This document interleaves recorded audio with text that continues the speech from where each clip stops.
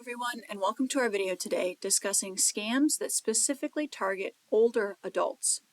Scammers are posing as government agencies or well-known businesses, and increasingly they're specifically going after retirees' life savings. They create a fake problem, crisis, or threat, and weave a web of lies that convince older adults to hand over tens or even hundreds of thousands of dollars. We're going to briefly discuss some of these successful scam scenarios, share some insights from a new FTC Data Spotlight report, and then cover a few tips on how to protect yourself from a business or government imposter scam. All our info for today's video comes from the FTC, and the links to learn more are available at the bottom of the video's description as usual. This project was supported in whole or in part by Federal Institute of Museum and Library Services funds granted through the State Library of Ohio. The opinions expressed herein do not necessarily reflect the position or policy of IMLS or the State Library of Ohio, and no official endorsement by either agency should be inferred. So how do these scams start? The whole idea behind these scams is to create a sense of urgency and fear in the victim. Fear shuts down the reasoning part of our brain and often makes people more willing to do what someone tells them and less likely to question something that doesn't make sense. So here are a few of the lies being fed older adults by scammers. Lie number 1, someone is using your accounts.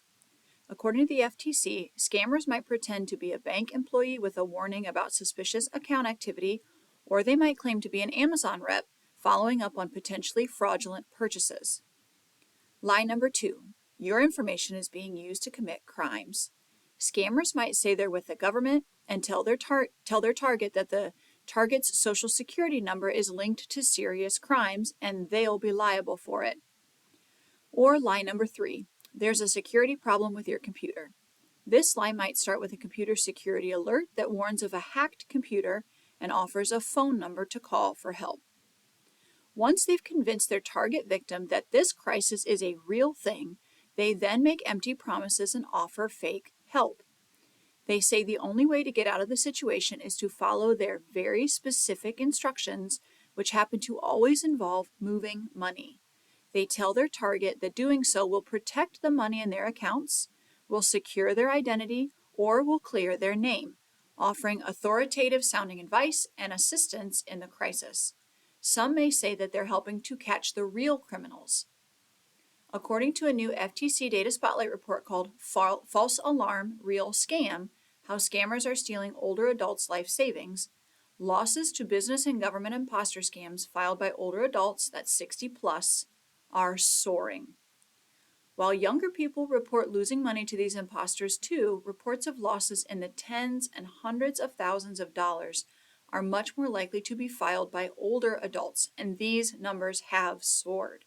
According to the report, from 2020 to 2024, the number of reports from older adults who lost $10,000 or more to these scams increased more than fourfold. When older adults reported losing more than $100,000, the trend was even scarier. The number of reports increased nearly sevenfold. Reports show that when people think they are fixing a problem rather than sending a stranger money, their losses are often limited only by their available funds. Basically, they're sending everything they have. According to the FTC's report, these scams still depend on a phone call. Even when they don't start with a call, reports show the goal is to get you on the phone. A call is still the best way to dial up the fear and the urgency, so it's harder for you to think clearly and check things out. It's designed to keep you from talking to anyone who could help, a friend or family member in a calmer state of mind who might see through the lies. Ironically, these scammers often pretend to be the FTC, the nation's consumer protection agency, and the source of our information today, often impersonating real staff. Scammers also pretend to be other businesses and agencies, including banks, Microsoft, and the Social Security Administration. Oftentimes, they tag team you. It may start with a pop-up security alert impersonating Microsoft, and then transfer you to someone pretending to be the FTC for help with a fake identity theft problem. The security of your accounts, along with the risk of identity theft, are real concerns that real companies might call you about. So how can you stay vigilant and steer clear of these scams? The FTC provides the following tips. Tip number 1, don't ever move money to protect it. Never transfer or send money to anyone, no matter who they say they are, in response to an unexpected call or message, even if they tell you it's to protect it. Tip number 2, hang up and verify. Hang up the phone and call the company or agency directly, using a phone number or website you know is real. Don't trust what an unexpected caller says, and never use a phone number in a computer security pop-up or in an unexpected text or email. And unfortunately, you really can't trust Google anymore for a phone number. Tip number 3, talk about it with someone you trust, especially if the stranger on the phone says it's serious, involves a crime, claims to be from the government, or claims that you can't talk to someone you trust about it. Basically, if they tell you that you have to keep it a secret, you should definitely talk to someone about it. And tip number 4, block unwanted calls. Learn about your call blocking options to stop many of these scammers before they can reach you.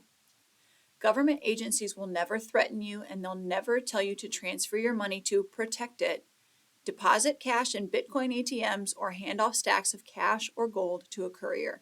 That's all a scam. Report it to the FTC at reportfraud.ftc.gov. Okay, thanks for watching.